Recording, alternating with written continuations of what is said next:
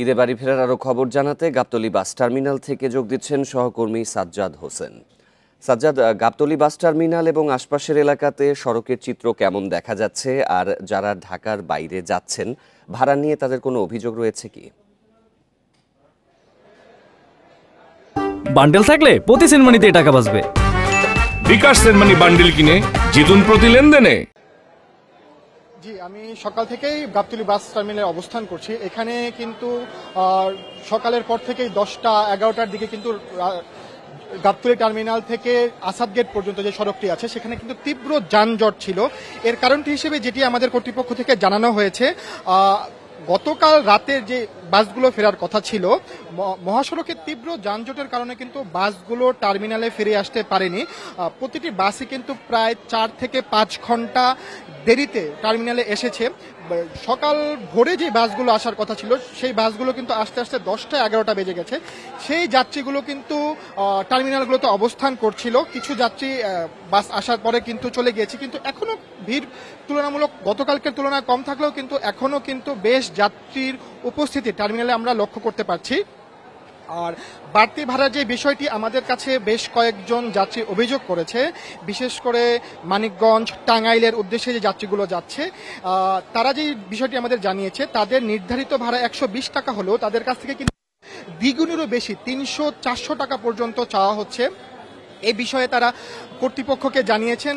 এখানে কিন্তু আমি একটু বিষয় জানিয়ে রাখতে চাই, আইন শৃঙ্খলা বাহিনী, র্যাব, সেনাবাহিনী এবং পুলিশ বাহিনীর পক্ষ থেকে কিন্তু কড়া নিরাপত্তা এবং নজরদারিতে রাখা হয়েছে বাস মালিক, হেল্পার এবং ড্রাইভারদের, যাতে করে তারা কোনোভাবেই বাড়তি ভাড়া আদায় করতে না পারে। এবং তারা যদি যাত্রীদের পক্ষ থেকে কোনো অভিযোগ পায়, সাথে সাথেই কিন্তু তারা ব্যবস্থা নিচ্ছে, ঘটনাস্থলে উপস্থিত হয়ে জিজ্ঞাসাবাদ করছে বাস হেল্পার এবং মালিকদের।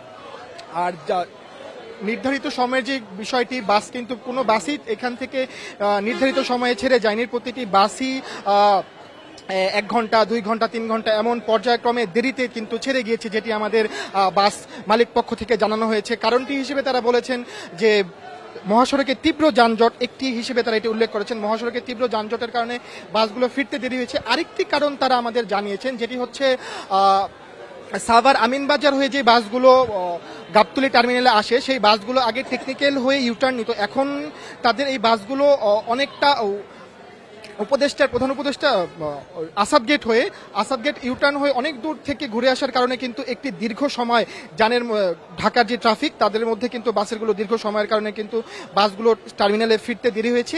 এই কারণে যাত্রীদের একটি নির্ধারিত সময় কিন্তু বাসগুলো ছেড়ে যেতে পারেনি।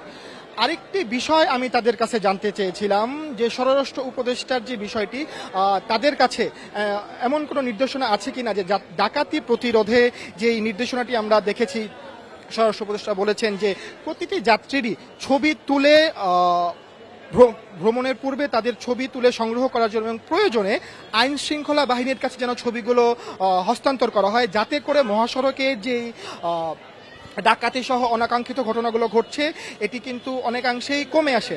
এই বিষয়টি তারা আমাদেরকে বলেছেন যে বাস মালিক কর্তৃপক্ষ থেকে তাদের কাছে এমন কোনো লিখিত নির্দেশনা আসেনি। তারাও কিন্তু বলেছে যে আমরা গণমাধ্যমে দেখেছি, কিন্তু আমাদের কাছে এই পর্যন্ত কোনো এমন দিক নির্দেশনা আসেনি, এবং তারা কিন্তু এই যে ছবি তোলার যে বিষয়টি, এটি কিন্তু তারা ফলো করছে না। যে এই মুহূর্তে রাজধানীর গাবতলী বাস টার্মিনাল থেকে আমার কাছে সর্বশেষ তথ্য। ঈদে বাড়ি ফেরা মানুষের খবর গাবতলী বাস স্ট্যান্ড থেকে জানাচ্ছিলেন সহকর্মী সাজ্জাদ হোসেন।